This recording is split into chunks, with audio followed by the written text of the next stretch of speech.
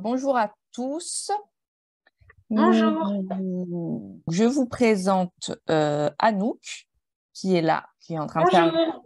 sa fenêtre, qui est éducatrice Bonjour. en activité physique adaptée, qui va du coup traiter de la partie sur l'activité physique, et moi-même, qui suis diététicienne nutritionniste, qui vais vous parler du coup de la partie sur l'alimentation. Donc cette conférence s'intitule Bien dans ma tête, bien dans mon assiette, et l'objectif, c'est de se réconcilier un petit peu avec l'alimentation et de manger avec plaisir, et de la même manière, ça s'appelle mon assiette, mais alimentation et activité physique sont très liés. Donc l'objectif, ça va être aussi de pratiquer du sport avec plaisir. Donc déjà, selon vous, quand je vous dis alimentation, à quoi vous pensez? Est-ce que vous pensez à un aliment en particulier? Est-ce que vous pensez à des émotions en particulier?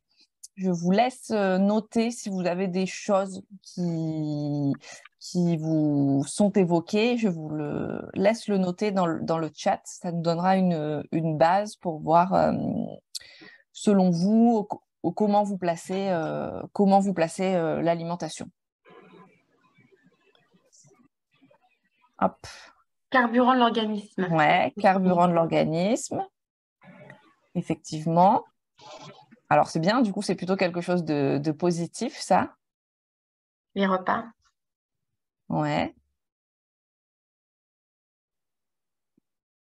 ok.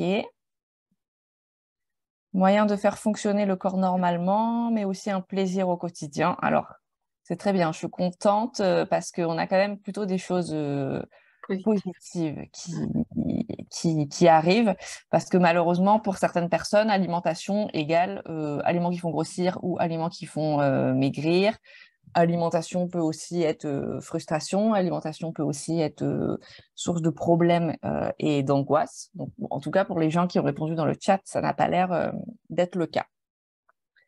Alors, ce qu'on va voir dans cette première partie, c'est déjà les repères du PNNS. Donc, je vais vous expliquer ce que c'est en matière d'alimentation. Anouk ensuite vous parlera des recommandations en termes d'activité physique. On parlera de l'alimentation émotionnelle et également en allant beaucoup plus loin, des troubles du comportement alimentaire. Et on finira sur l'alimentation de pleine conscience. Et il y aura ensuite une deuxième partie. Donc, on est là pour une conférence d'1 heure. Et bien sûr, posez vos questions au fur et à mesure si vous en avez. Donc, vous parlez des repères du PNNS. Donc, le PNNS, c'est le Programme National Nutrition Santé. Vous l'avez peut-être, alors vous le connaissez sûrement parce qu'on en entend beaucoup parler dans les médias.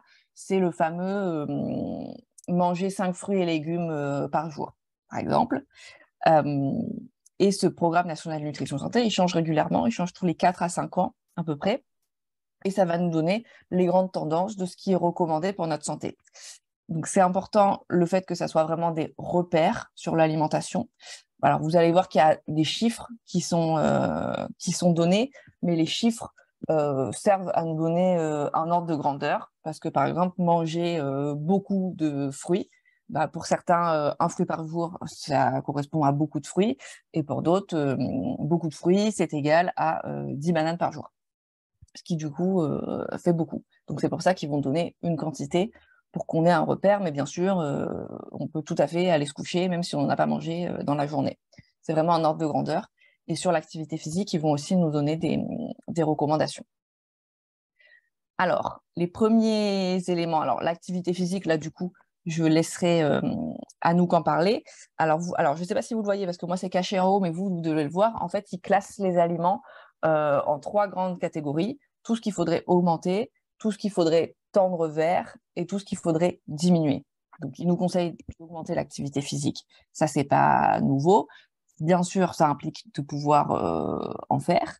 Après, en théorie, Anouk pourra vous en parler un peu plus, mais en théorie, tout le monde peut faire de l'activité physique, peu importe sa condition physique, euh, mis à part vraiment si on est tétraplégique, mais sinon, tout le monde peut en faire. Il y a par contre de l'activité physique qui doit être adaptée. Les légumes secs, c'est pareil, ils nous recommandent de les augmenter. Donc les lentilles, les haricots, les pois chiches. Ça, c'est une nouveauté. Avant, ils n'en parlaient pas trop. Maintenant, ils recommandent d'en manger 2 fois par semaine.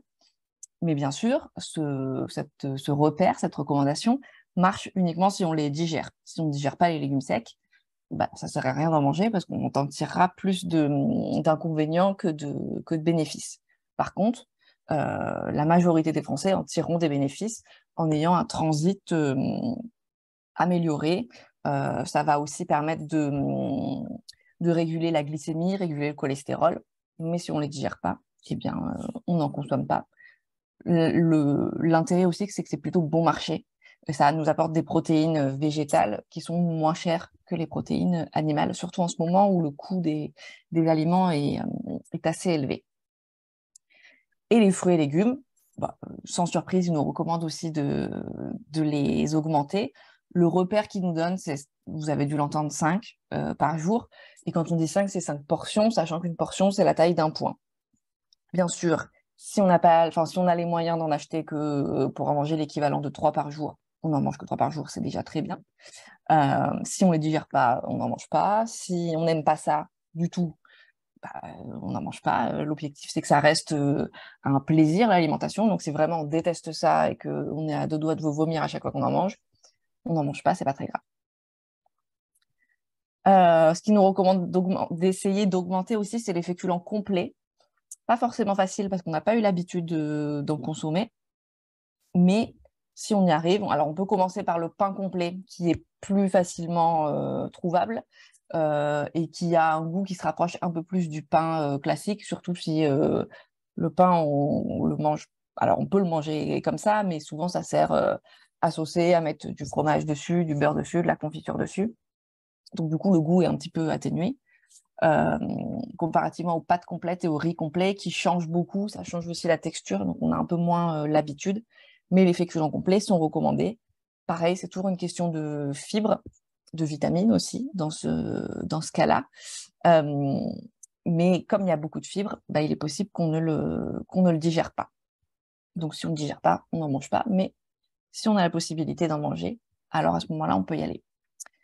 Et vous avez le poisson aussi qu'il faudrait consommer. Alors, c'est à raison de 2 fois par semaine. Alors, ah non, ça c'est pas indiqué, mais c'est 2 fois par semaine. C'est riche en protéines et en oméga 3. Ça implique en ce moment de pouvoir l'acheter. Ce qu'on retrouve en consultation, c'est que le coût est un frein. Si on ne peut pas en acheter, on a toujours l'option, et vous l'avez là sur le petit schéma, des poissons en boîte, le thon en boîte, le maquereau en boîte, qui reste quand même cher, mais qui est quand même un peu moins cher que le frais. Sur les huiles, ce qui est recommandé, ça va être l'huile de colza, l'huile de noix et l'huile d'olive. Alors, l'huile de colza et de noix, ça sera plutôt à consommer froid. Et l'huile d'olive, on peut le consommer froid, mais aussi chaud. Et tout ça, ça va nous apporter des bonnes graisses, des oméga 3, des oméga 9. Alors nous, on est dans le sud, on est en région Provence-Alpes-Côte d'Azur, Anouk à Nice et moi sur Marseille. Donc on a une grosse consommation d'huile d'olive, mais il est bien aussi de varier. C'est vrai qu'on parle d'huile d'olive comme étant la meilleure des huiles. En réalité, il en existe d'autres et c'est bien de les varier. Les produits laitiers, ça, il faudrait en manger. Alors, je n'ai pas vu les tranches d'âge des personnes présentes ici. Pour les adultes, ce qui est recommandé, ce serait 2 fois par jour. Et pour les seniors, ce qui est recommandé, ça serait 3 à 4 fois par jour. Comme pour les enfants, 3 à 4 fois par jour aussi. Produits laitiers, il y a une grosse polémique. Alors, j'allais dire en ce moment, mais qui dure quand même depuis un moment. De manière générale, il est recommandé d'en consommer, donc 2 ou 3 fois par jour. Mais beaucoup de personnes, et de plus en plus, ne le digèrent pas. Alors que ça soit un effet placebo parce qu'ils ont entendu que c'était mauvais ou que ça soit la réalité, peu importe. L'important, c'est que ça soit physique ou psychologique. L'important, c'est qu'à la fin, on se sente pas bien. Si c'est votre cas, si ça vous donne mal au ventre, si vous avez l'impression d'avoir plus de migraines avec, que vous avez l'impression d'avoir de mal aux articulations avec, à ce moment-là, il va vous être, pour vous, du coup, spécifiquement, recommandé de diminuer votre consommation, pas forcément de l'enlever complètement. On remarque que c'est plutôt à haute dose qu'on a des effets négatifs, bien que la plupart des personnes aient des effets positifs, hein. Donc, si c'est votre cas, à ce moment-là, vous pouvez essayer de réduire. Et la majorité des personnes déclarent des inconforts plutôt avec le lait de vache et moins avec le lait de brebis et le lait de chèvre. Ce qui est dommage, c'est que le lait de vache coûte quand même moins cher. Mais si vous avez la possibilité d'acheter du lait de brebis et du lait de chèvre et que vous aimez le goût, parce que c'est un goût aussi un peu plus particulier, à ce moment-là, vous pouvez consommer lait de brebis et lait de chèvre, c'est exactement pareil. Les laits végétaux sont maintenant enrichis. Alors, on ne dit même plus des laits végétaux, on dit des jus végétaux. Sont maintenant enrichis pour correspondre à peu près aux laits animaux. Ceci étant, ils sont quand même beaucoup plus chers et c'est des produits qui sont plus transformés.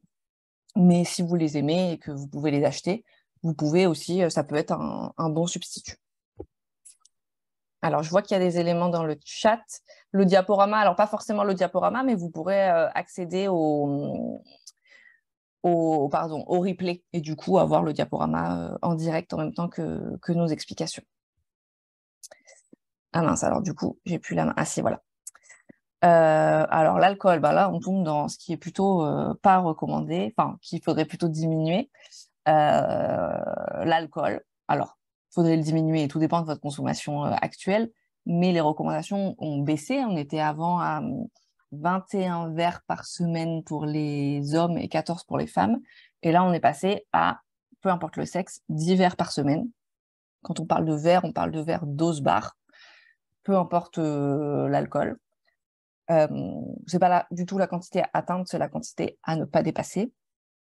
Les boissons sucrées et les produits sucrés de manière générale sont aussi plutôt à diminuer, bien que c'est ce qui nous apporte le plaisir. Et quand on parle de santé, de ce qui est bon pour la santé, mauvais pour la santé, quand on parle de santé, il y a la santé physique, mais il y a aussi la santé mentale et la santé sociale. Donc la santé sociale, on parlera peut-être plutôt de l'alcool qui est dans notre culture, en tout cas, un aliment, enfin une boisson plutôt sociale et festive. On invite des gens à boire un coup, on fait un événement avec une bouteille de champagne, pas forcément, mais avec un verre en tout cas. Donc là, c'est plutôt la santé sociale, du coup, même si c'est pas la santé physique, l'alcool représentera la santé sociale. Et les sodas, enfin en tout cas tous les produits sucrés nous apportent du réconfort émotionnel, et nous apportent, enfin peuvent du coup chez certaines personnes nous apporter la santé mentale, la santé émotionnelle. Donc c'est à limiter d'un point de vue santé physique, mais si ça vous apporte du bien-être, à ce moment-là, il faut pas l'augmenter, je vais dire, mais la recommandation de le diminuer et du coup à prendre avec des pincettes. Il faut que ça reste quand même viable et que ça ne soit pas une frustration. Les produits salés et le sel, ça, on l'a beaucoup entendu, que le sel était plutôt mauvais pour la santé parce qu'il peut occasionner de l'hypertension artérielle. Mais pareil, c'est ce qui donne le goût. Donc, beaucoup de personnes, quand on a été habitué à manger très salé, on a du mal à ne plus manger salé. Donc, à ce moment-là, il faut diminuer petit à petit pour continuer à garder du plaisir. Et la charcuterie, qui dans certains lieux, la charcuterie, il y en a à chaque entrée, c'est un petit peu de charcuterie. Il faudrait la limiter aussi. Alors, si je peux vous donner une quantité pour avoir un ordre de grandeur, il faudrait se limiter à 150 grammes par semaine, ce qui représente à peu près 3 tranches de jambon. Donc, ce qui n'est pas beaucoup, mais ce qui permet d'en manger quand même un petit peu. Parce que ça nous apporte quand même des protéines. La viande, pareil, vous avez dû l'entendre qu'il faudrait diminuer notre consommation de viande. Diminuer n'est pas du tout supprimer. Ce qui est recommandé de ne pas dépasser, c'est ce que 500 grammes par semaine. Parce que malgré tout, ça nous apporte quand même des protéines, ça nous apporte quand même du fer, ça nous apporte quand même du goût dans les plats. Donc, si on aime la viande, on peut continuer d'en manger dans la limite de 500 grammes par semaine, hors volaille. La volaille n'est pas comptabilisée dans cette recommandation. Il n'y a pas de limite particulière pour la volaille. Et le temps passé assis, Anouk vous en parlera plus en détail, mais serait également à à diminuer. Alors, je vous laisse nous poser des questions dans le chat si vous en avez. Et en attendant, j'aimerais aussi que vous me disiez qu'est-ce que vous évoquent ces images selon vous. Est-ce que c'est quelque chose de plutôt positif, plutôt négatif? Est-ce que ça pourrait nous apporter quelque chose ou pas? Alors, je vois qu'on a une question. Comment savoir si on digère bien les légumineuses, lentilles, etc. Ben, vous allez le savoir si, après en avoir mangé, vous avez mal au ventre, vous avez plus de ballonnements, plus de crampes d'estomac, plus de gargouillis, etc. Si vous vous sentez pas très bien après en avoir mangé, ben, c'est que, a priori, vous ne les digérez pas très bien. Voilà, tout simplement.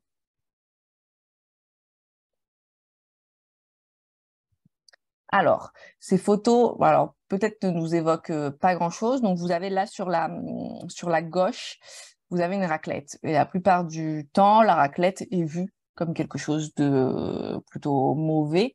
En général, quand les patients nous disent en consultation qu'ils ont mangé une raclette la veille, ils se sentent même des fois un peu honteux, alors que nous, on s'en fiche un petit peu.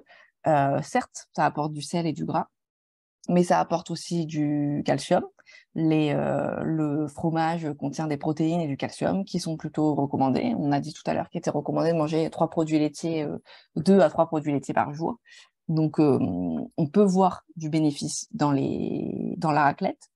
Les œufs, on n'en a pas parlé tout à l'heure, mais c'est aussi quelque chose qui est dans l'imaginaire des gens, enfin de beaucoup de personnes en tout cas, à diminuer. Alors qu'en réalité, on est beaucoup revenu sur les recommandations en matière d'œufs. Certes, ils nous apportent du cholestérol, mais on a besoin aussi d'avoir un petit peu de cholestérol.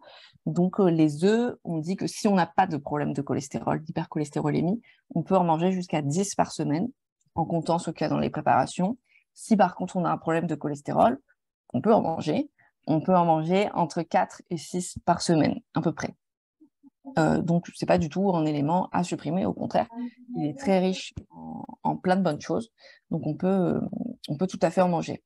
La salade verte, par contre, qui elle est souvent vue comme quelque chose de très bon pour la santé, et les patients sont souvent très fiers de nous dire qu'ils ont mangé une salade verte. En réalité, c'est bien de manger une salade verte, mais ça n'apporte pas non plus énormément de choses. Alors, ça apporte un petit peu de vitamines, mais dans la salade, c'est très essentiellement de l'eau qu'il y a. Et en plus, selon la quantité de vinaigrette qui est mise dans le plat, ça peut vite se transformer en quelque chose de finalement très, très gras.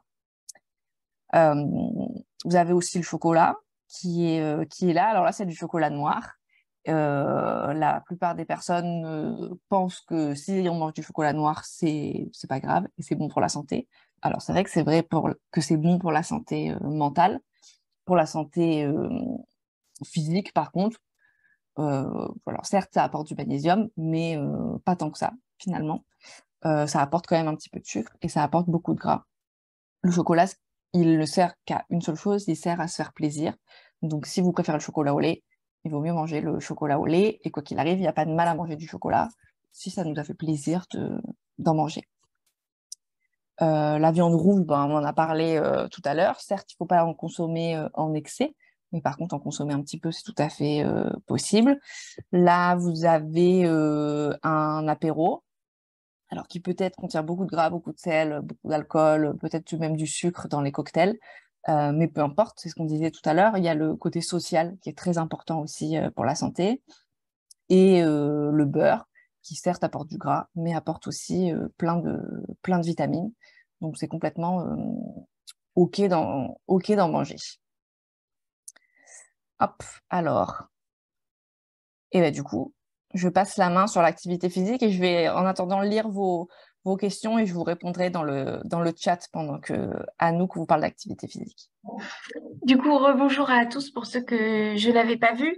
Moi, je vais m'occuper de la partie activité physique. Donc, dans un premier temps, on va faire le constat. On estime qu'il y a environ 4 adultes sur 10 qui ont un niveau de sédentarité élevé. Alors, je ne sais pas si vous savez tous ce que c'est la sédentarité.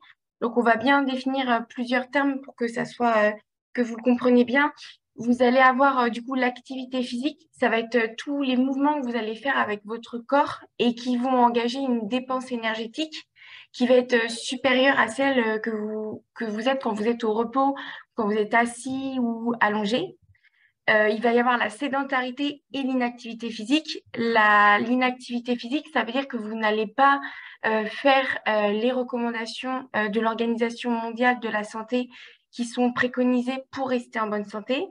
Alors qu'on est considéré sédentaire, la définition propre de la sédentarité, c'est que vous avez une dépense énergétique qui va être très très faible et vous allez rester plus de 7 heures dans votre journée, soit assis ou allongé. Et du coup, vous avez une très très faible dépense énergétique. Et en fait, c'est juste que votre corps, il est pas, il n'y a pas une mise en action du circuit sanguin, de toutes ces choses-là. Vous n'engagez pas vos muscles. Donc, il y a bien des définitions différentes. Vous pouvez très bien être actif physiquement.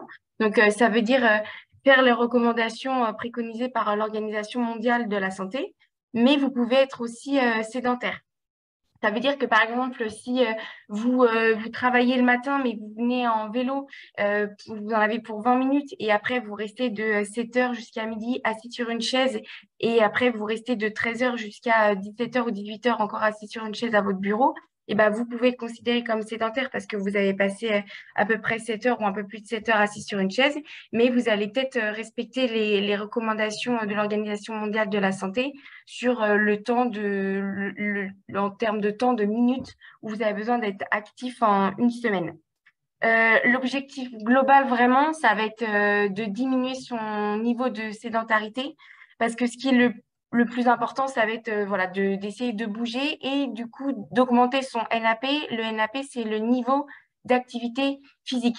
Donc, pour que tout le monde soit un peu au courant par rapport aux recommandations de l'Organisation mondiale de la santé, il va être recommandé pour les 18 à 64 ans et aussi pour les 64 ans et plus d'avoir un minimum entre 150 minutes et 300 minutes d'activité physique d'endurance moyenne. Ça veut dire intensité modérée. Ça veut dire, par exemple, tout ce qui va être alors ça peut être un sport, hein, comme ça peut être une activité physique. Si vous faites le ménage et, par exemple, on passe la serpillière, mais on frotte beaucoup, et ben, ça peut être une activité physique qui est considérée à une intensité modérée. Le jardinage peut être aussi considéré comme une activité physique à intensité modérée. Et puis après, bah, vous allez avoir tout ce qui va être la natation, la marche nordique ou même la marche. Ça dépend vraiment de l'intensité que vous mettez dans la marche. Si vous marchez tranquillement, ça va pas être considéré comme une intensité modérée. Par contre, si vous y mettez un peu d'entrain et si vous essayez de marcher rapidement, là, ça peut être considéré comme une intensité modérée. Donc, vous allez avoir entre 150 minutes à 300 minutes d'intensité modérée. Si vous augmentez votre intensité, donc ça veut dire que si, par exemple, vous faites du vélo à une intensité, vous pédalez beaucoup, de la natation où vous essayez d'aller de plus en plus vite, on va réduire à entre 75 minutes et 150 minutes d'intensité d'endurance élevée. C'est soit les deux. Donc, si vous faites des activités physiques d'intensité élevée, vous êtes entre 75 et 150 minutes. Si vous faites plutôt une activité physique d'intensité modérée, c'est entre 150 minutes et 300 minutes par semaine. Et ensuite, vous devez rajouter à ça au moins 2 fois du renforcement musculaire. Pour les renforcements musculaires, ça peut très bien être pilates, ça peut être yoga, ça peut être de la musculation. C'est tout le sport qui vont mobiliser en fait vos muscles pour essayer de les tonifier. Pour les plus de 64 ans, on va aussi préconiser des exercices de type équilibre. En fait, ce sont des exercices parce qu'on sait que plus on avance dans l'âge, plus on sait que la masse musculaire, entre guillemets, elle va fondre, parce que c'est hormonalement parlant, il se passe beaucoup de processus et en fait, vous allez fondre un peu en masse musculaire. Donc, le but pour essayer de rester tonique et de maintenir son équilibre et maintenir sa masse musculaire, ça va être de préconiser pour les plus de 64 ans des exercices à mettre un peu plus de séances de renforcement musculaire et des exercices sur l'équilibre. Donc ça va être tout ce qui va être préconisé par l'OMS. Et bien sûr, ça va être de faire à peu près 10 000 pas par jour. 10 000 pas par jour, c'est à peu près 7,5 km. Ça, c'est pareil, c'est des recommandations. Ces recommandations-là, c'est l'Organisation mondiale de la santé qui préconise ça pour rester en bonne santé. C'est soit pour être stable au niveau de la santé, soit si vous augmentez ce temps d'activité physique, on observe des bénéfices sur la santé. Les 10 000 pas par jour, c'est pas forcément, vous n'êtes pas obligé de les faire d'un trait, d'un coup. Ça peut être 3 000 pas le matin et puis 2 000 pas et puis voilà.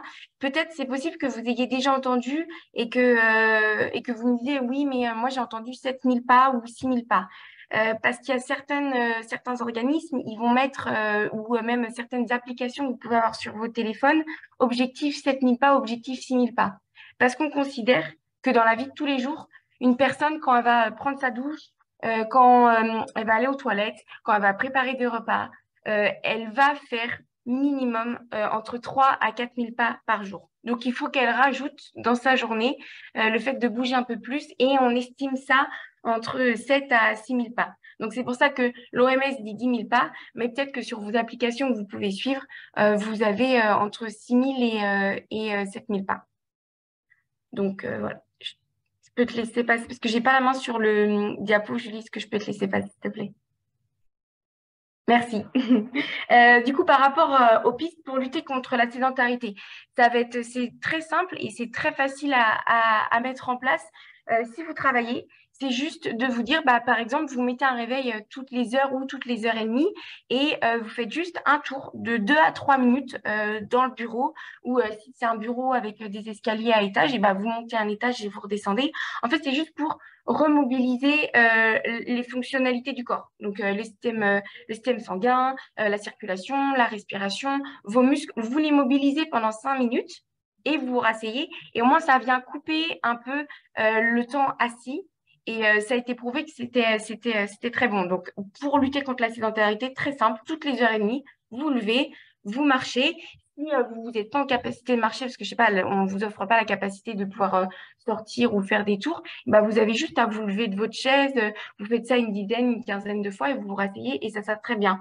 Ou alors, vous pouvez utiliser à votre travail un fauteuil, un ballon, ou alors vous mettez juste une chaise au lieu de mettre une chaise roulante pour pouvoir avoir plus de déplacement que la normale. Après, ça peut être remplacer les moyens de transport. Ça peut être, au lieu de vous dire que vous prenez le bus ou le tram ou ces choses-là, et ben vous pouvez avoir un vélo ou une trottinette. Même le vélo électrique, hein, si vous préférez prendre un vélo électrique, c'est déjà très bien parce que au moins, c'est vrai qu'il y a certaines personnes, elles peuvent habiter dans une colline ou dans une montée où elles se disent, oh là là, j'ai beaucoup de déplacements, j'ai pas envie d'arriver transpirante à un endroit. Le vélo électrique peut être une bonne alternative parce que de toute façon, vous allez vous dépenser. Que si vous prenez les transports, vous allez rester statique, alors que si vous avez un vélo, même s'il est électrique, vous allez être en action. La troisième chose, ça va être favoriser les transports en commun plutôt que sa voiture. Parce que ça, on le sait, des personnes qui vont prendre le train, le tram ou le bus, va faire ils estimaient entre 2000 à 3000 pas de plus que des personnes qui vont prendre leur voiture. Parce qu'en fait, vous êtes obligé de bouger pour aller d'un point A à d'un point B. Donc, c'est pour ça qu'on dit essayer de favoriser les transports en commun. Parce que avec la voiture, vous allez d'un point A à un point B et vous sortez directement. Alors comment avec les transports en commun, vous allez pouvoir bouger. Et après, ce qui peut être plutôt pas mal aussi, c'est si jamais vous prenez les transports en commun, et ben ça peut très bien être aussi vous sortez un arrêt plus tôt. Ou alors si vous prenez votre voiture, parce que vous pouvez pas prendre les transports en commun parce que vous metteriez une demi-heure ou une heure de plus, et ben dites-vous bah, oh, bah je vais me garer à 10 minutes du rendez-vous ou à 10 minutes du bureau. Si c'est pour un rendez-vous médical ou quoi que ce soit, vous vous dites, bah voilà, je me gare à 10 minutes, je vais avoir 10 minutes de marche pour y aller, 10 minutes de marche pour revenir, et au moins, vous allez être en activité. Et après, la quatrième solution, ça peut être tout simplement promener ces animaux de compagnie. Ou si on a des enfants ou des petits-enfants, ça peut être aller se balader avec eux, que ce soit à la campagne ou en ville ou dans les parcs. C'est des choses qui peuvent vous permettre de lutter contre la sédentarité. Pour faire plus d'activité physique, ça va être très très important. Il faut absolument faire une activité physique qui vous plaît. Alors ça, je l'ai mis en gros et en gras sur le diaporama. C'est très très important parce que si vous vous mettez dans une activité physique mais qu'elle ne vous plaît pas, vous allez perdre la motivation. Et si vous forcez parce que vous dites ah oui je sais mais c'est bon pour ma santé, votre motivation, il y a un moment donné où elle va s'estomper et c'est là où vous risquez de pas être assez régulière ou régulier dans la pratique d'activité physique. Donc, très important. Vous trouvez une activité qui vous plaît. Ça peut être de la danse, comme ça peut être de la natation, comme ça peut être de la gym, de la marche nordique. Il y a énormément de sports qui vont exister. Et du coup, c'est essayer de trouver celui qui vous convient. Euh, on le sait que plus le sport il va être en groupe, plus on va favoriser et on va garder la motivation. Parce que c'est vrai que des fois, si on se dit bah, je me mets à la course à pied ou je me mets au vélo, mais vous êtes tout seul ou toute seule, c'est vrai que parfois on peut se dire ah, bah, j'ai moins la motivation parce qu'il fait pas très beau ou parce que je suis un peu fatiguée. Alors que c'est vrai que si vous faites un sport et vous êtes en groupe, et bah, vous allez avoir ce côté social et en même temps sportif et du coup ça pérennise un peu plus votre motivation. Donc, s'inscrire en club ou en association sportive peut être une bonne alternative. Euh, Très important aussi, c'est se fixer vos propres objectifs. Il ne faut pas écouter les objectifs d'une ou un ami ou de quelqu'un d'autre. Il y en a, ça peut être, ils peuvent faire du sport pour performer ou ils se mettent à la course à pied pour faire un 5 km ou un 10 km ou un 20 km ou un marathon. C'est chacun ses objectifs. Et puis, c'est même pas obligé que ça soit un objectif de performance. Ça peut être juste, bah, je veux me sentir en bonne santé physique et mentale. Donc, je vais marcher un petit peu plus. Je veux me faire plaisir en faisant de l'activité physique. Donc, moi, mon objectif, c'est me faire plaisir en bougeant. C'est vraiment à chacun de définir ses objectifs. Et puis, il y en a qui vont avoir une volonté d'évolution, il y en a d'autres pas du tout, ça va pas du tout être ça. Et bah, ça, c'est à chacun de le savoir. Et après, bien sûr, c'est se souvenir des bienfaits de l'activité physique sur son corps, donc au niveau physique, parce qu'on le sait, l'alimentation est très, très importante pour se maintenir en bonne santé, mais l'activité physique l'est aussi. Et là, il y a beaucoup de chiffres qui nous le montrent, surtout en luttant contre la sédentarité et en augmentant son activité physique. Et ça a aussi un impact sur votre santé mentale. Plus vous allez faire de l'activité physique, plus vous allez avoir envie d'en faire. Et c'est vrai que c'est un peu un cercle, et ça peut être aussi un cercle vicieux à contrario, c'est que bah, moins vous allez faire d'activité physique, moins vous allez avoir la motivation, moins vous allez avoir l'envie. Donc ça a des réels bienfaits sur votre santé mentale parce que en pratiquant l'activité physique, vous allez produire ce qu'on appelle de l'endorphine et de la dopamine, qui sont les hormones du bien-être et du bonheur. Donc, en faisant de l'activité physique, vous produisez automatiquement ces hormones-là. Donc, c'est pour ça que ça explique un réel bénéfice sur la santé mentale. Je te laisse passer la diapo, s'il te plaît. Merci. Alors, du coup, c'est ce que je vous parlais par rapport au maintien de l'activité physique sur le long terme. Donc, on va avoir des conseils par rapport à ça. C'est bien, on l'a mis sur le long terme parce que c'est très important de vous dire qu'il faut mieux être régulier sur le long terme plutôt que vous mettre énormément à une pratique pendant 3 4 mois, arrêter pendant 4 mois et puis reprendre à fond pour le corps, pour l'aspect physique, ça sera moins bénéfique que si vous maintenez peut-être 1 à 2 séances par semaine, ou ne serait-ce qu'une seule, mais au moins vous tenez ça sur le long terme. Donc pour que ça soit maintenu sur le long terme, il faut que ça soit régulier. Donc ça peut être hebdomadaire, voilà, vous trouvez une activité qui vous permet d'être assez régulier. Il faut que ça soit raisonnable. Ça veut dire que faut absolument que l'intensité de l'activité elle soit adaptée à votre niveau. Ça veut dire que vous allez avoir, si vous avez des problèmes, une pathologie particulière, ou si vous revenez de blessure, ou si vous n'aimez pas trop les sports d'intensité qui vont être assez intenses, il faut que ça soit raisonné. Et pareil, on part pas de je n'ai presque pas fait d'activité physique à tout de suite, je vais me mettre à une intensité qui va être très très forte parce que on peut être mis en difficulté et c'est là où on peut perdre la motivation. Donc il faut vraiment que ça soit progressif. Et du coup, il faut que ça soit raisonné. Donc, ça veut dire que c'est adapté à vos besoins et vos capacités physiques. Et c'est là où, alors je ne sais pas si vous avez déjà entendu parler de ces personnes-là, mais il y a ce qu'on appelle des éducateurs, d'éducateurs adaptés, APA, on les appelle activités physiques adaptées, qui sont des personnes qui vont être spécialisées dans le sport adapté. Ça veut dire que si vous avez une blessure ou si vous avez une pathologie en particulier, ils peuvent vous prendre en charge pour justement faire de l'activité physique. Parce que ce n'est pas parce que vous avez des problèmes de dos ou des problèmes aux genoux ou aux hanches ou quoi que ce soit que vous ne devez pas pratiquer de l'activité physique. Et ça, c'est très important parce que c'est vrai que avant, on avait beaucoup de personnes ont dans la tête, ah ben j'ai des problèmes de dos, il faut que je m'immobilise. Plus vous allez vous immobiliser, plus ça risque d'intensifier la douleur. Alors que si vous adaptez votre activité physique en fonction de votre douleur, vous allez toujours mettre en action vos muscles et du coup, vous allez vous renforcer. Et c'est ça qui est très, très important. Donc, si jamais vous avez des doutes parce que vous ne savez pas comment faire, et ben, vous pouvez très bien vous tourner vers des éducateurs à pas. Et ces personnes-là vont vous accompagner pour faire des activités physiques ou même si vous êtes inscrit en club, vous pouvez très bien dire, bah voilà, moi j'ai telle pathologie, est-ce que je peux faire ce mouvement, est-ce que je peux pas le faire? Et on vous proposera des alternatives. Mais toujours garder en mémoire que n'importe qui peut faire de l'activité physique. Voilà. Alors, on va vous présenter différentes assiettes et on va vous demander dans le chat ce que vous pensez, ce que vous ressentez, vos sentiments, vos émotions face à ces assiettes-là.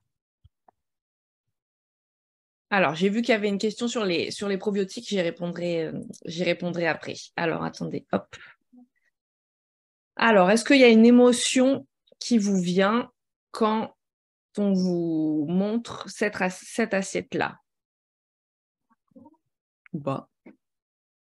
Peut-être que rien ne vous vient. Plaisir un peu lourd, Et on c'est a un peu lourd. Ouais. repas plaisir, cela me fait sourire. Mhm. Trop gras et indigeste. Ouais. Alors, on a quand même une majorité du coup Burk. de...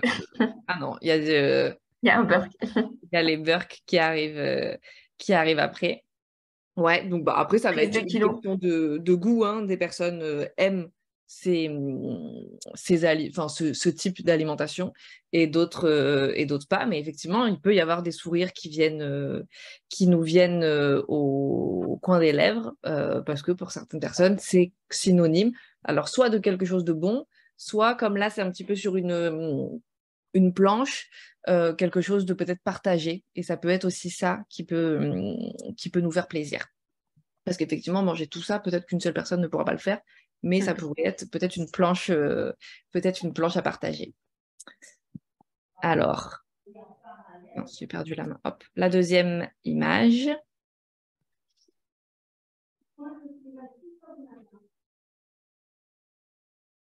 Ah, alors j'ai vu que quelqu'un avait mis prise de kilos aussi pour le premier. Effectivement, si on mange ça tous les jours à chaque repas et une seule personne mange ça, il peut effectivement qu'il y ait une prise de kilos qui apparaisse, mais pas nécessairement. Pas nécessairement si c'est une seule fois, un vendredi soir, et qu'on mange même pas tout. Il n'y avait pas équilibré aussi. Ouais. Alors là, on a plaisir, trop sucré, goûter d'anniversaire pour des enfants. Alors, des adultes aussi mangent des glaces. Difficile de se retenir. Effectivement, le sucre peut être assez compulsif dans certaines situations. Douceur gourmande, mais à la conso exceptionnellement. Ouais. Donc, effectivement, vous voyez qu'on est assez, comment dire, assez, je trouve pas le mot, Différent. ah non, oui, assez différent et puis assez contrôlé par la société. Euh, c'est pas le mot contrôlé que je veux dire, mais c'est pas grave, vous le retrouverez tout à l'heure. Parce qu'on a tout de suite tendance à... Il y en a qui vont penser au plaisir et qui vont rajouter un mais pas très bon pour la santé ou pas très équilibré. Ce qui d'un côté est vrai, mais on pourrait aussi juste se dire ah bah c'est bon, ça me fait envie. Et point, s'arrêter là. Alors, je vous mets l'image d'après, celle-là. Est-ce que ça vous évoque quelque chose? Alors, j'avais addictif aussi. Et trop, c'est trop. Alors là, moment conviviaux, soirée, festif. Ouais. Et effectivement, ça, dans l'imaginaire collectif, les verres d'alcool sont moins vus quand on nous dit qu'on a un peu déconné, entre guillemets, dans une consultation et qu'on a fait des excès. On nous parle rarement des verres d'alcool, on nous parle plus des aliments et moins des boissons. Pourtant, si on a bu tous ces verres-là, là, on aurait pu dire le mot excès. Mais c'est effectivement, dans notre société, plutôt associé à la fête. Ce qui est bien, hein, parce que c'est effectivement festif. Euh, mais vous voyez qu'on n'a pas forcément les mêmes représentations, alors qu'il y a peut-être tout autant de calories. Alors, je vous mets celle d'après, celle-là. Le partage et la joie, ouais. Ben, je suis contente de voir que c'est l'alcool qui vous ne produit que que des émotions positives. Alors là, régime, équilibre sain, gourmandise fraîche. Ouais, alors effectivement, des personnes adorent la salade. Appétissant, chouette, beau à l'œil et bon pour la santé. Effectivement, la salade est plutôt bien présentée. Le fait qu'il y ait plusieurs couleurs, ça peut nous donner, nous donner envie. Donc là, vous voyez, là, on a plutôt que des émotions plutôt positives. Alors, sauf le premier qui était régime, effectivement, ça peut, pour pas mal de personnes, évoquer plutôt le régime. Et d'un point de vue nutritionnel, d'ailleurs, c'est pas forcément équilibré. Si il y a que ça qui compose notre repas, ça sera pas du tout équilibré, étant donné qu'on aura que des légumes et on n'aura pas toutes les autres parties de l'alimentation. Mais je vois que c'est quelque chose que vous devez aimer parce que vous avez quand même plutôt des émotions positives. Après, celle-là, alors j'ai l'impression que c'est plutôt on dirait du cabillaud. Enfin, c'est du poisson en tout cas. Est-ce que quelque chose vous vient? Est-ce que c'est la même chose que pour la salade? Évoque le bon appétit, équilibré. Ouais, donc là, on se rapproche un peu plus de l'équilibre étant donné qu'on a des protéines. Par contre, on n'a quand même toujours pas de féculents. Donc, ça sera effectivement léger du fait qu'il n'y ait pas de féculents. Équilibré et bon. Ok. Mais on est plutôt là encore sur du positif. Alors, je vous passe à celle d'après, celle-là. Alors, on avait aussi bon mais léger pour la précédente, appétissant et équilibré. Ce plat de pâtes, est-ce que quelque chose vous vient?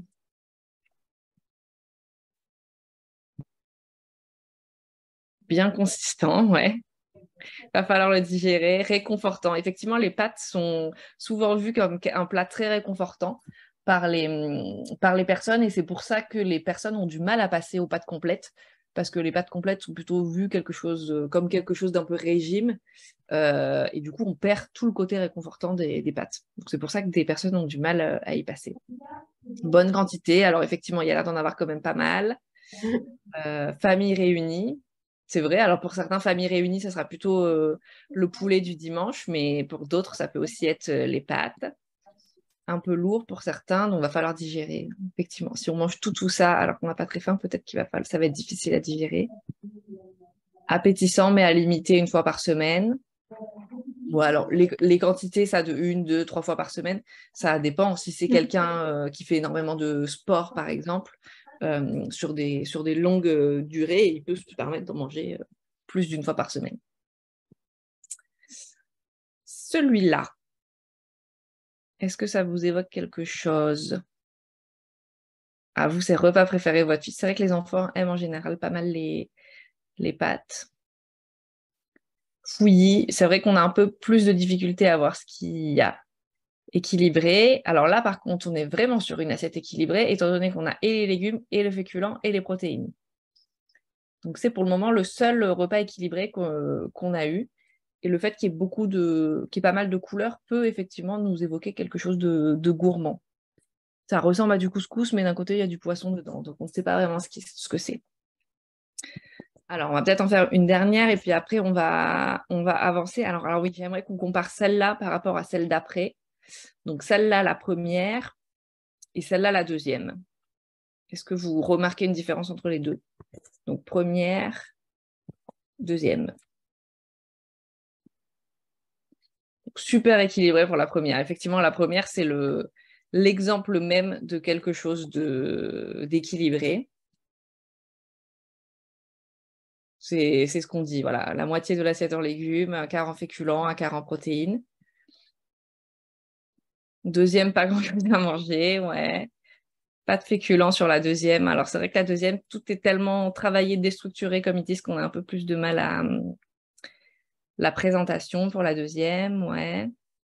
Artistique, ouais. Trop léger pour la deuxième. Ok. Parfait. Bon. Bref, donc toutes ces photos pour vous montrer que les aliments, alors même si on n'a rien mangé hein, de tout ça, chaque assiette peut nous amener des émotions et des émotions différentes selon les personnes. Vous voyez que tout à l'heure, certains avaient des émotions très positives et d'autres plutôt négatives. Ça va dépendre un peu de notre relation à l'alimentation.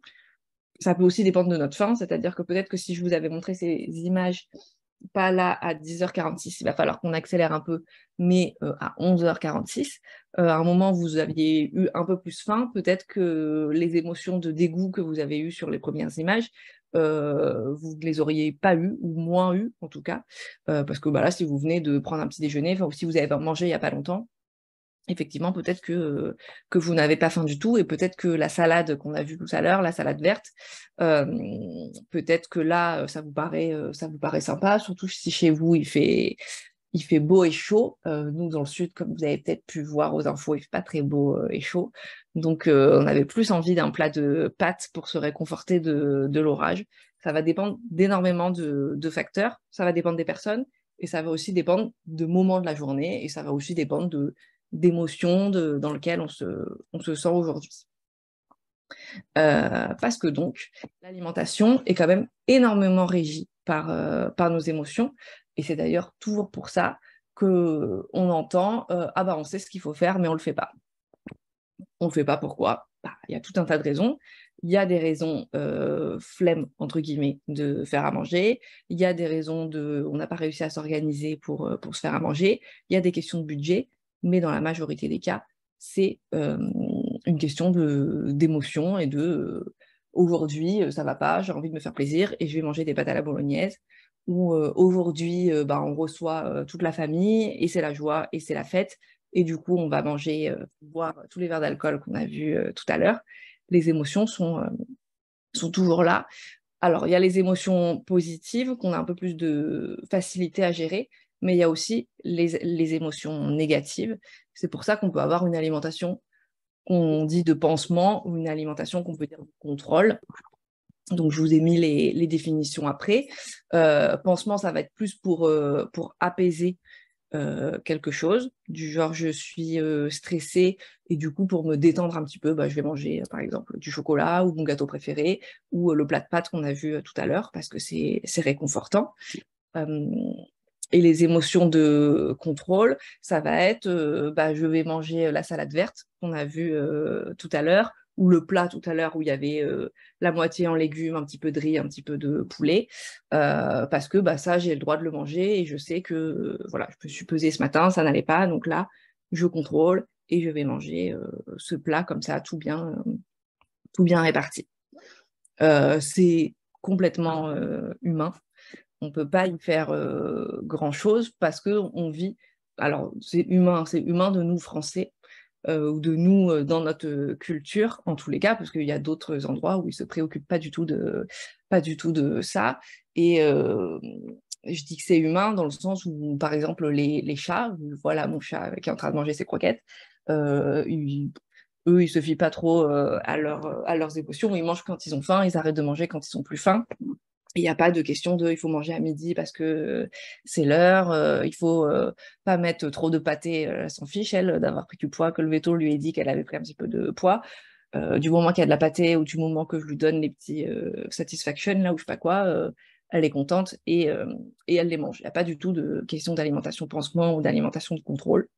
Chez nous, il y en a, plus ou moins, selon les personnes. Il y a des personnes qui ont une relation, entre guillemets, très saine, entre guillemets, avec l'alimentation. Ça ne veut pas dire que les autres ont une relation pathologique, bien que oui, on va le voir juste après. Mais c'est plutôt normal. Il faut par contre arriver à l'identifier. Se dire que bah, là, je mange beaucoup de chocolat, c'est pas de la gourmandise, c'est parce que je suis stressée, parce que je suis énervée, parce que je suis triste, parce que tout un tas de choses. C'est important de l'identifier. Et là, je vous montre, alors c'est un peu le cercle vicieux, entre guillemets. On a une émotion, alors du coup plutôt négative, stressée, fatiguée, en colère, etc. On va manger de la nourriture plutôt bonne pour se réconforter. Là, c'est un burger, mais prenez n'importe quel plat qui pourrait vous réconforter. Ça peut être des pâtes, ça peut être ce que vous voulez. On va se sentir bien, du coup, mais le réconfort va être plutôt temporaire parce que assez rapidement, on va se sentir coupable. On va se dire, oh là là, j'aurais pas dû faire ça, etc., j'en ai trop mangé, etc. Et du coup, on va se remettre dans des émotions négatives et après, on rentre un peu dans un cercle vicieux. Donc, le mieux, c'est, si on mange, essayer de trouver le positif, comme on a fait un peu tout à l'heure avec la raclette. On peut y trouver du positif. Pour essayer de ne pas avoir du coup ces émotions négatives derrière et juste profiter de l'instant et profiter de son plat de pâtes sans se poser la question de ce qui va se passer, derrière. Hop. Alors, je vous disais qu'il existait des relations qui peuvent être pathologiques avec la nourriture. C'est les troubles du comportement, ce qu'on appelle les troubles du comportement alimentaire. Donc, il y en a qui sont très connus, d'autres un peu moins. Le plus connu, ça reste l'anorexie. Donc, c'est ces personnes qui cherchent constamment à être minces, voire maigres, sans forcément se rendre compte qu'elles ont une apparence mince ou maigre. Donc, ça passe par très peu d'aliments ingérés et par une très forte intensité d'activité physique. Vous avez la boulimie, donc là, c'est qu'on va manger énormément et en général, soit se faire vomir, soit prendre des laxatifs, soit faire beaucoup, beaucoup de sport pour éliminer. L'hyperphagie boulimique, donc là, c'est que d'un coup, on va en manger énormément, sans avoir aucun contrôle sur ce comportement-là. L'orthorexie, alors là, c'est à l'inverse, entre guillemets, c'est une obsession, et ça se développe de plus en plus, notamment avec les réseaux sociaux, c'est une obsession qu'ont les personnes de manger sainement. Donc ça va être compter au grain de riz près qu'on est bien dans la quantité qu'on a vue sur Internet de grains de riz, ça va être manger absolument bio, absolument local, absolument de saison, pas le moindre chocolat pris, même pour son anniversaire, pas de gâteau, rien du tout, tout est parfait et on en devient malade parce que du coup, on peut pas, on va décliner toutes les invitations au restaurant, toutes les invitations chez des amis. L'objectif, c'est de manger sain, coûte que coûte, quitte à être du coup complètement dans l'extrême. Vous avez aussi un peu moins connu les conduites restrictives obsessionnelles. Donc là, on va se limiter dans la prise d'aliments dans un but de contrôler un petit peu son image. Vous avez aussi les grignotages. Alors là, à chaque fois, on parle vraiment d'une pathologie. Hein. On ne parle pas de temps en temps, on grignote, on mange un petit grain de raisin quand on passe devant la corbeille à fruits. Là, ça va être vraiment quelqu'un qui va manger comme ça tout le temps, toute la journée, sans pouvoir s'en empêcher. Après, on a aussi les phobies, donc peur de manger certains aliments, comme les gens qui ont peur de manger du poulet parce que, je sais pas, parce qu'un jour ils ont mangé du poulet, ils sont tombés malades ou parce que ils se sont fait attaquer par un oiseau et du coup ils vont avoir peur de manger du poulet. Et voilà, donc là c'est ce que je vous disais. Tout ça, on peut pas s'auto-diagnostiquer anorexique. C'est pas parce qu'un jour on n'a pas mangé qu'on est anorexique. C'est pas parce qu'un jour on a mangé énormément qu'on est forcément atteint d'hyperphagie boulimique. C'est vraiment des pathologies qui vont être vraiment codifiées et que seul un médecin pourra vous diagnostiquer. Et si vous en êtes atteint ou des personnes de votre entourage en sont atteints, c'est très compliqué d'en guérir seul la plupart du temps. C'est une prise en charge avec plein de professionnels, des médecins, des psychologues, des diététiciens, des groupes de parole, des endocrinologues même parfois. C'est vraiment des vraies pathologies et c'est pas juste une fois pendant 3 jours j'étais triste et j'ai pas mangé. C'est pas voilà, on peut pas appeler ça de l'anorexie. Voilà, et donc pour éviter tout ça, on peut essayer de pratiquer l'alimentation de pleine conscience. Alors là, je vous ai mis la définition exacte, mais l'alimentation de pleine conscience, ça consiste à utiliser nos 5 sens pour manger un aliment. Donc le chocolat, on va d'abord le regarder, se dire ah, tiens, il est beau, il a l'air brillant, il a l'air coulant. Après le sentir, le toucher, et pour enfin le manger. et ça va permettre d'en avoir plein la bouche, entre guillemets, enfin rien qu'on ne l'a pas encore mis dans la bouche, qu'on l'a tellement regardé, on l'a tellement senti qu'on a déjà l'impression de l'avoir mangé. Et ça va nous aider à réguler. Dans le cas de l'alimentation émotionnelle, ça va nous aider à nous apaiser un petit peu. Alors, il est déjà 56, et alors on a dépassé un petit peu, mais on va passer sur la deuxième partie. Si vous n'avez pas le temps de rester, de toutes les manières, vous avez le replay qui vous sera proposé. Je vous enverrai le lien du replay dès qu'il sera présent.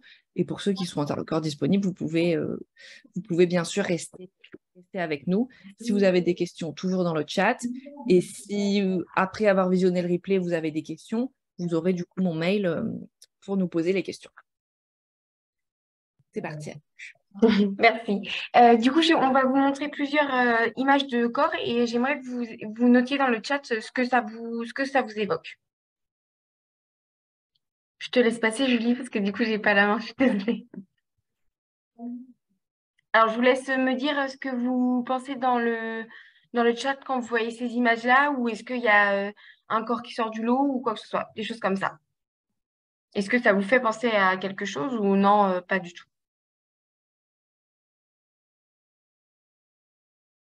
Diversité masculine, ok. Hétérogénéité de l'humain. Mhm.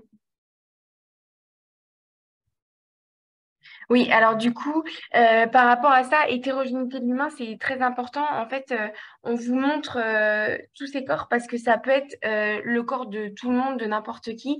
C'est juste pour vous montrer que dans une société, il va y avoir plein, plein, plein de corps différents. Déjà que ce soit par rapport à la couleur de peau, où sont stockés les muscles. Et peut-être qu'il y en a qui auront plus de muscles au niveau des bras, du ventre.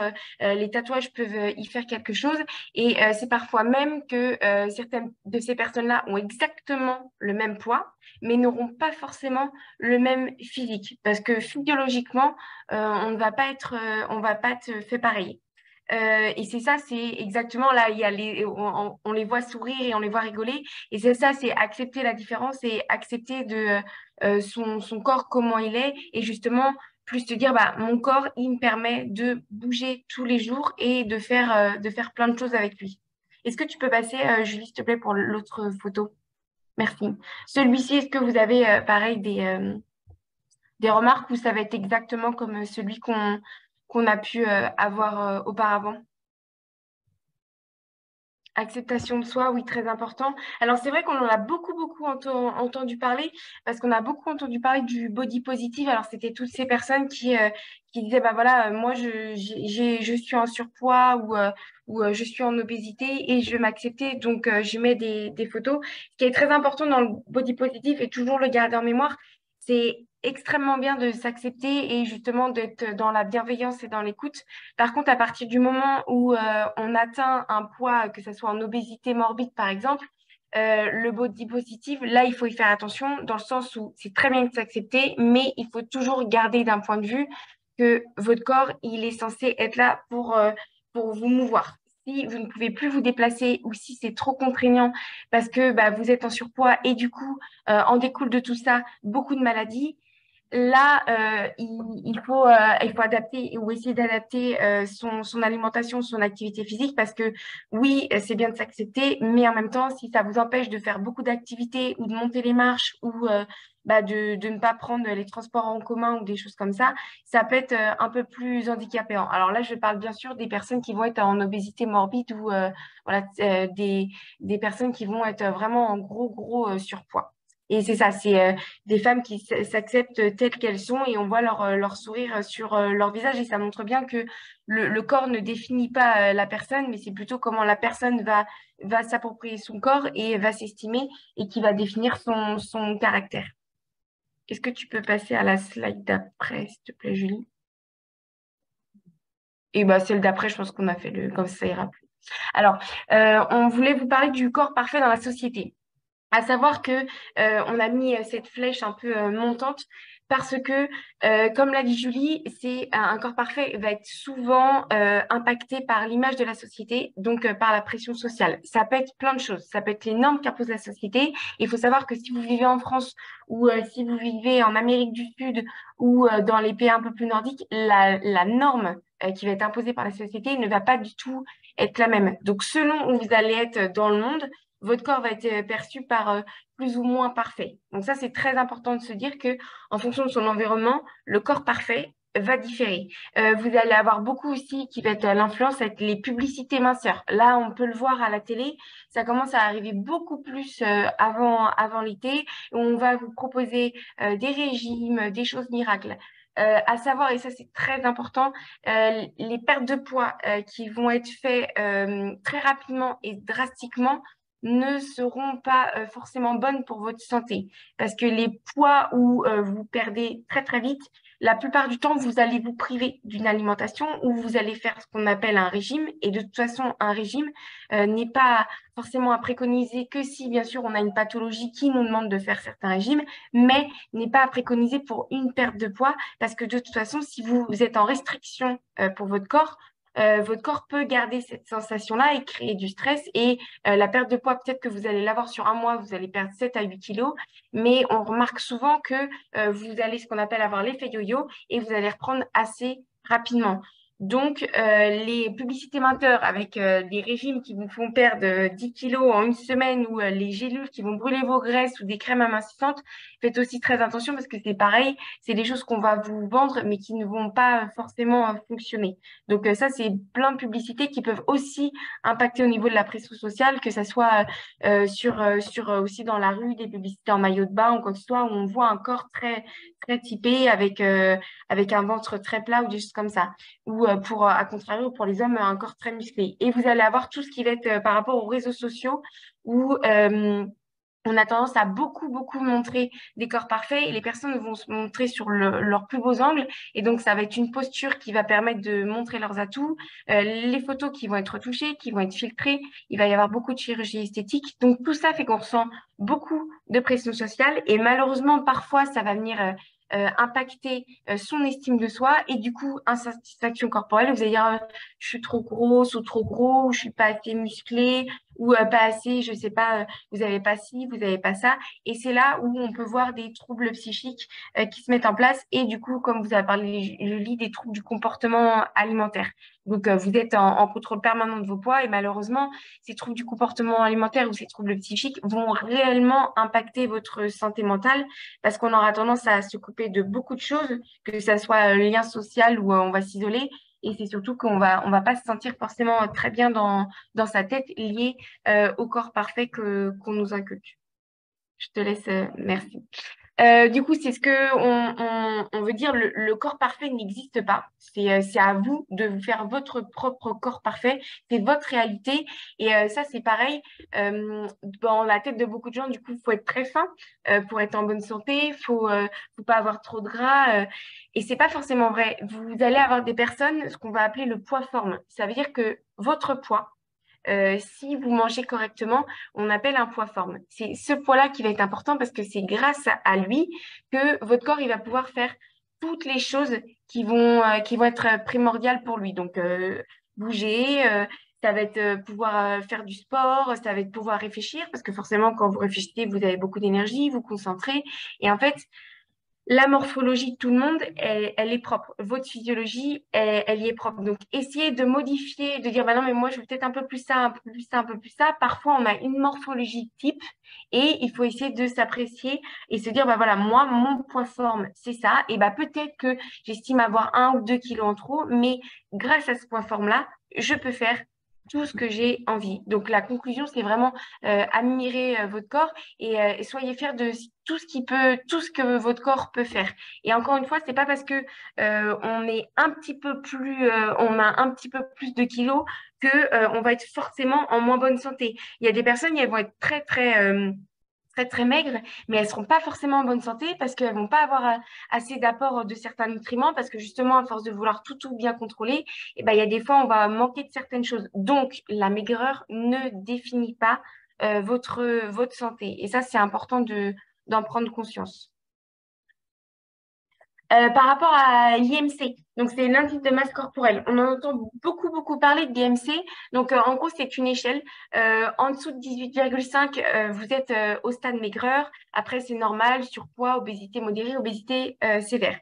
C'est un indicateur qui est presque mondial, donc ça veut dire que tout le monde le connaît et au moins ça permet de savoir à peu près où vous vous situez. Par contre, à faire très attention, il ne distingue pas du tout entre la masse grasse et la masse musculaire, masse osseuse. Ça veut dire que vous vous pesez, en fonction de votre taille, ça calcule quelque chose et ça vous donne un IMC. Sauf que, c'est ce que je vous l'ai dit tout à l'heure sur les photos, il y a certaines personnes, elles vont faire exactement le même poids, mais on aura tendance, il y a des personnes, bah, on dira, bah, peut-être qu'on avait l'impression que cette personne-là, elle avait un petit peu plus de gras ou quoi que ce soit. C'est juste qu'il y a des personnes qui vont avoir une masse musculaire plus importante qu'une autre personne. Donc, la masse musculaire, elle est forcément plus lourde que la masse graisseuse. Donc, si vous avez une masse musculaire qui est plus grande que votre masse grasse, et ben forcément, vous allez peut-être peser un peu plus lourd, mais c'est juste que vous avez plus de masse grasse et vous pouvez très bien être considéré en IMC surpoids parce que les sportifs, alors ça peut être les sportifs de haut niveau ou même des sportifs qui pratiquent régulièrement, peuvent être considérés en surpoids alors qu'ils ne le sont pas du tout. C'est juste qu'ils ont une masse musculaire qui est très élevée et une masse maigre qui est faible. Donc, ils sont ce qu'on appelle dans un poids forme. Donc, c'est pour ça qu'il faut faire assez attention à l'IMC. Vous pouvez le prendre en compte si vous ne faites pas régulièrement l'activité physique, mais si vous êtes quelqu'un qui pratique régulièrement l'activité physique et que c'est vraiment très régulier, ça va être une à deux fois tous les 2 jours ou presque une fois par jour, bah, là, l'IMC, faut y faire attention, c'est un indicateur à relativiser. Et alors je rajouterai, on l'a pas noté sur la diapo, mais pour les personnes de plus de 70 ans, l'IMC, les normes que vous voyez indiquées ici, d'IMC changent. Alors, on dit 70 ans, mais ça aurait très bien pu être 68 ou même 65. Il faudrait, enfin, la catégorie maigreur n'est plus à 18,5, mais à 22. Elle était à 21 pendant mes études et elle est passée là maintenant à 22. Donc, pour être normal, il faudrait être du coup entre 22 et... alors, il ne donne pas de limite supérieure, mais du coup, vous doutez bien que ce n'est pas entre 22 et 25. Ça augmente aussi, donc c'est à peu près entre 22 et 30. Voilà, parce qu'avec l'âge, prend du poids, on va perdre du muscle, prendre du gras au niveau du ventre en général. Et c'est pour ça que du coup, la norme d'IMC se décale. Voilà, je vais rajouter juste ça et je passe à la diapo d'après. Par rapport aux facteurs de variation pondérale, on sait pertinemment que l'alimentation et l'activité physique sont des facteurs qui peuvent faire varier votre poids et qui peuvent bah, justement pour certaines personnes essayer de maîtriser. Mais il y a beaucoup, beaucoup d'autres facteurs qui peuvent influencer votre poids. Ça va être votre culture. Ça va être la génétique, parce que clairement, des personnes qui, leurs parents étaient obèses, bah, ils ont plus de risques d'être en surpoids. Il va y avoir la médication. Il y a certains médicaments qui peuvent être très anorexigènes, donc vous avez pu avoir trop faim, ou à contrario, vous allez prendre du poids. Les hormones vont jouer un rôle énorme. Ça veut dire que là, on voit aussi, c'est écrit le sommeil. On sait que les personnes qui vont moins bien dormir et qui vont pas assez dormir, donc ça veut dire qu'ils vont dormir moins de 7 heures par nuit. Pendant la nuit, il va y avoir plein de régulations hormonales, dont l'hormone qui est sujet pour l'alimentation. Et s'il est mal régulé, bah, c'est là où vous pouvez avoir un petit dérèglement et puis vous pouvez avoir bah, un peu plus de fringales, ou vous allez avoir faim, vous ne comprenez pas forcément, ou plus envie de sucrer, quoi que ce soit. Donc tout ça, tous ces facteurs-là vont être forcément des facteurs de votre variation pondérale. Et comme l'a dit tout à l'heure Julie, il y a votre environnement et il y a surtout le budget, parce qu'on sait que à l'heure actuelle, l'alimentation bah, augmente comparé à il y a un an ou il y a 2 ans. Donc forcément que des fois, bah, on va peut-être privilégier cet aliment-là parce qu'il va être un peu moins cher. Et après, bah, forcément que vous allez avoir tout ce qui va être votre microbiote, donc tout ce qui se passe à l'intérieur de votre ventre et votre métabolisme. C'est-à-dire qu'il y a des gens, ils vont éliminer beaucoup plus vite et d'autres pas du tout. Donc on n'est pas du tout tous faits pareil. Donc que ce soit au niveau corporel, au niveau physique, on va pas stocker au même endroit, et que ce soit même intérieurement, on va pas éliminer de la même façon et à la même vitesse. Donc ça, c'est important de se le dire. Donc le message de fond et qu'on souhaite que vous reteniez, c'est L'esthétique prend une place prédominante dans notre société, mais est-ce que ça serait pas plus d'être bienveillant envers soi et envers les autres et s'accepter? Parce que s'il y avait beaucoup plus de bienveillance et moins de compétition ou moins de volonté de montrer ce corps-là et du coup de absolument vouloir le changer, beaucoup plus de personnes peut-être auraient une santé mentale où ils se sentiraient mieux dans leur tête et aussi mieux dans leur corps. Donc c'est vraiment un message qu'on veut véhiculer, c'est que le corps ne définit pas la personne et le corps parfait, encore une fois, dépend de où vous êtes dans plein d'endroits différents. Donc, c'est à vous de vous faire votre propre corps parfait et de vous estimer en fonction de ça.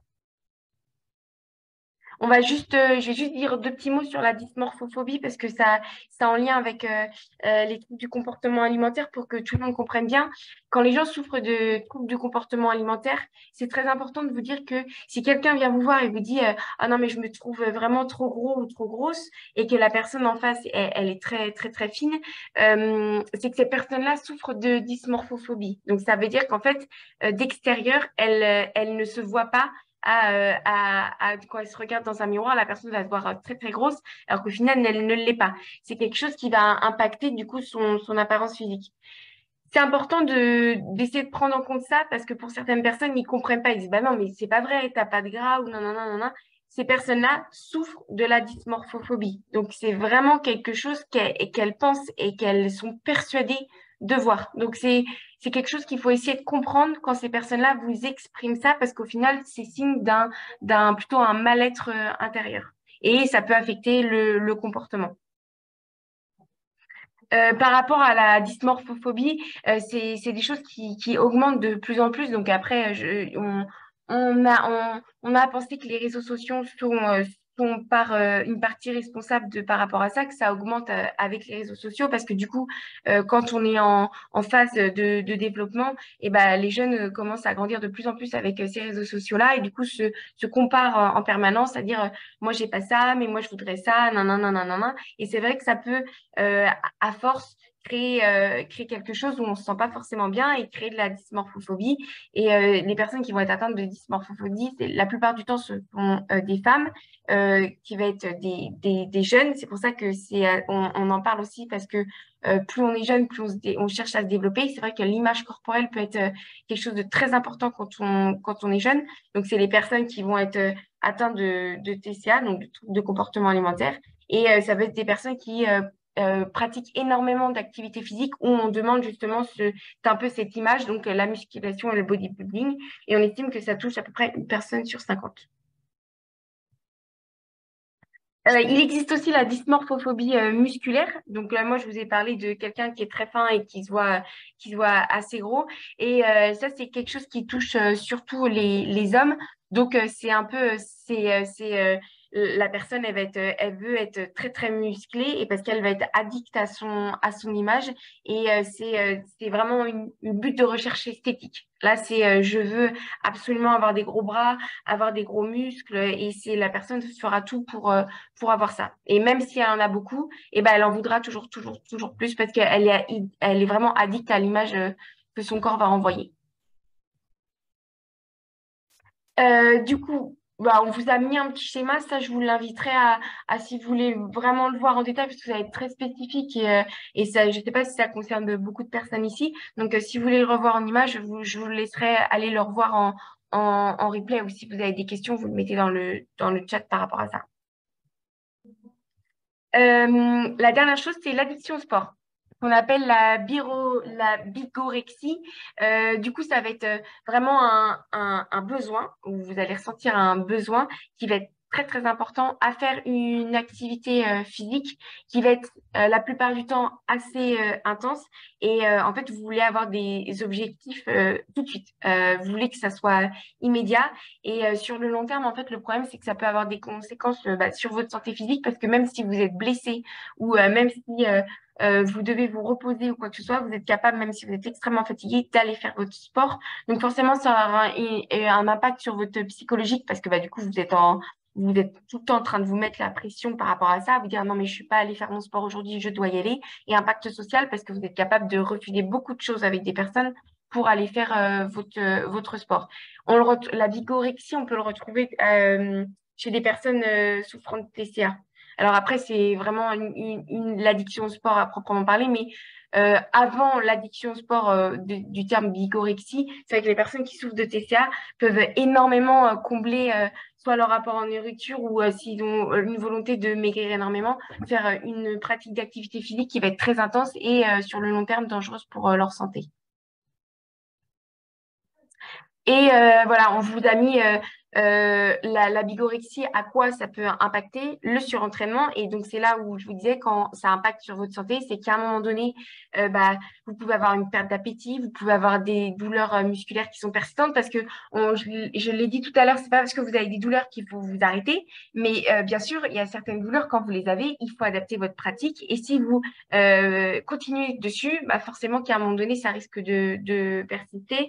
Vous pouvez avoir une fatigue qui va être persistante parce que vous pouvez avoir des problèmes de sommeil. Et puis après, bien sûr, la diminution des performances sportives parce que votre corps a besoin de repos, votre corps a besoin d'alimentation. Vous l'avez très bien dit dans le chat au début de l'heure, hein, l'alimentation, c'est un carburant. Vous avez besoin de ça pour bouger. Donc, si vous augmentez vos dépenses, mais vous diminuez vos apports, là, pour le coup, votre corps, il va pas se retrouver dans ce que je lui dis, il va pas se retrouver dans le poids forme. Donc, peut-être que vous allez vous sentir bien au niveau de votre corps parce que ça va être l'idéal, le corps parfait de la société, mais vous allez être en déséquilibre par rapport à votre poids forme. Et du coup, comment prévenir le surentraînement? Ça va être simple, c'est vous écoutez votre corps, vous allez dormir suffisamment, toujours garder une alimentation qui va être saine et équilibrée. Faut pas bien sûr se surentraîner ou se réentraîner sur une blessure parce que plus vous allez faire ça, plus vous allez vous faire du mal et ne pas négliger les périodes de repos. Faut pas enchaîner trop souvent de la pratique d'activité physique parce que ça peut être problématique pour votre corps.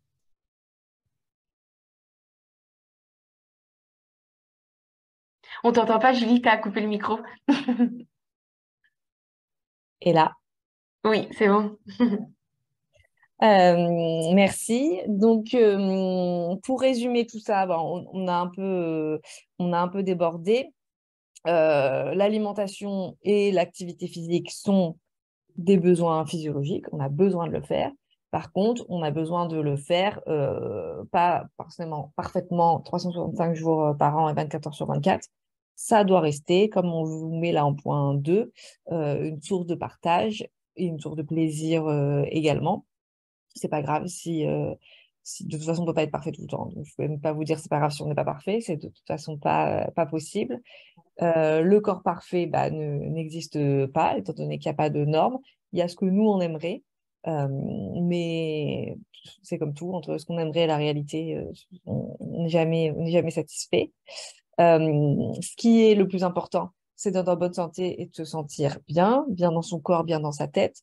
C'est pour ça que toutes les recommandations, alors surtout celles que je vous ai données sur l'alimentation, si vous les respectez, je reprends par exemple l'exemple des légumes secs, vous respectez bien 2 fois des légumes secs par semaine, mais que vous sentez à chaque fois que vous en mangez hyper mal, vous avez mal au ventre, etc., ça ne sert à rien du coup de le respecter. L'important, c'est de se sentir bien et peut-être que vous avez des choses que vous faites, que vous vous sentez bien, par exemple, quand vous buvez du kéfir tous les matins ou un verre de lait de soja tous les matins. À ce moment-là, tant mieux, continuez comme ça. Si vous êtes bien, c'est le principal. Et que pratiquer une activité physique quotidienne est très importante, mais ça ne doit pas devenir pathologique. Et l'objectif, c'est que ça nous fasse du bien et pas que ça nous fasse du mal. Voilà, donc vous avez mis une petite citation qui est que la beauté est dans les yeux de celui qui regarde, à méditer. Je vous laisse y penser.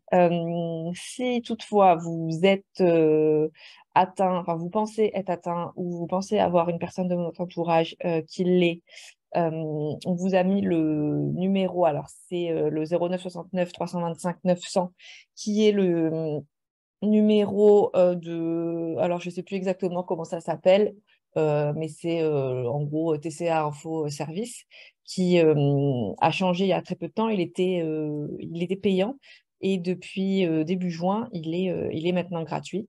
Donc vous pouvez le contacter et vous voyez que si vous appelez le lundi, pourrez avoir des psychologues en ligne. Le mardi, c'est des associations.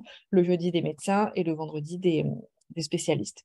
Donc ça permet de pouvoir leur poser vos questions si vous avez des doutes ou si vous n'en avez pas et que vous avez besoin d'aide. Merci à tous et à très bientôt, j'espère, pour une prochaine conférence.